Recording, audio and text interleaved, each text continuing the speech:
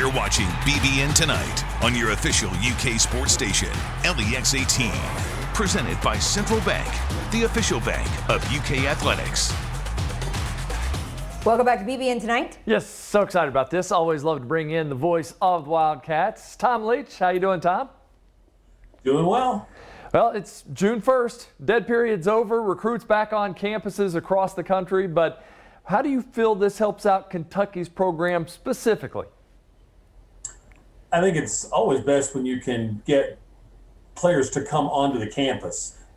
Zoom's great, and you can show them pictures and online tours and all of that, but it's still nothing like, walking into Rupp Arena, walking into Kroger Field, into the locker rooms at those places, and all the other sports that are recruiting as well. So that experience, part of what makes Kentucky special is, see those banners in Rupp Arena, for example. And now you can, bring kids back into there, show them what their locker room is going to be like, and they can, sit at one of their lockers, or all those kinds of things that make it just a little more of a personal experience. Plus, the coaches get to, look them in the eye, and that I would think helps also.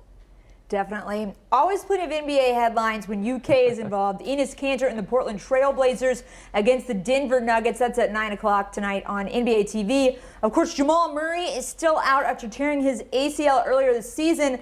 Then it's Lakers vs. Suns at 10 o'clock. More on that in just a minute. But Tom, as a whole, how much have you enjoyed the playoffs so far, especially with so many Cats in the mix and a couple of close series? Well, I must say that they haven't been as enjoyable for me as I hoped, because I'm a longtime New York Knicks fan. Oh, no. And the Knicks are struggling. Atlanta's done a really good job of defending Julius Randle, and I think there's a breakout game in there, hopefully in Game 5. Better be, because their backs are firmly against the wall. But as far as the Knicks are concerned, this is going to be a great experience for all those guys going through this playoff run for the first time, but they haven't played quite as well as I had hoped. Miami didn't show up well against Milwaukee. Devin Booker has done well, but that's a series where if one Cat does well, the other one's not. I think we have found a little bit of a rivalry, though, between the Knicks and the Hawks. Maybe one that nobody expected to see. So maybe we'll see that going forward in a few years. Now, one of those exciting series is Suns-Lakers. Tied at 2. It should be a battle between two Cats, Anthony Davis, Devin Booker. But AD is listed as questionable and said today he's highly unlikely he will play, Tom. And I didn't like the looks of that injury. A groin muscle pull, kind of like a hamstring injury. Those kinds of things tend to linger for a while. It takes a while to really get back to 100% from that kind of injury. So hated to see that for Anthony. Hopefully, it turns out to not be as bad as those kind of things usually are, and he can come back strong in Game 6, and maybe they can get a win without him. But he had really been playing well. Didn't play well in the first game, but came back with 2 tremendous games, and then suffered the injury in Game 4 early.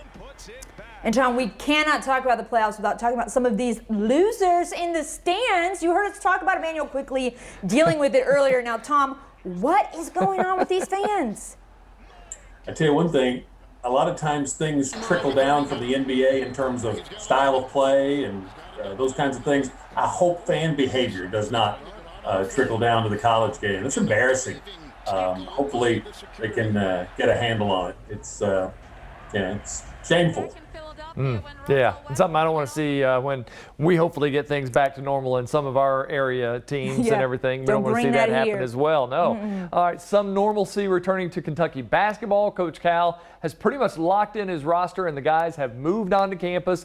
They started summer camps today in Bardstown, which is great news, Tom, because now we're seeing, the connection happen between the fans and the players once again.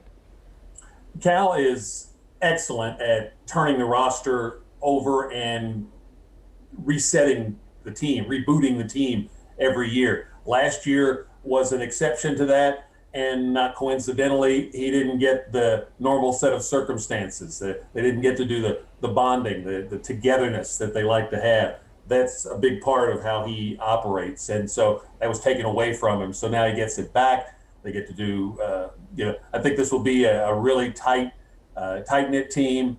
I know on paper the pieces seem to really fit well together. We'll see when they get on the court, but I like the fact that he gets to kind of have his normal mode of preparing for a season, and I think that will get Kentucky basketball back to the kinds of results that we're all used to. Tom, great as always. Thanks for joining us, and have a great rest of your week. You guys do as well. All right, stay right there. We'll have more after this. You're watching BBN Tonight.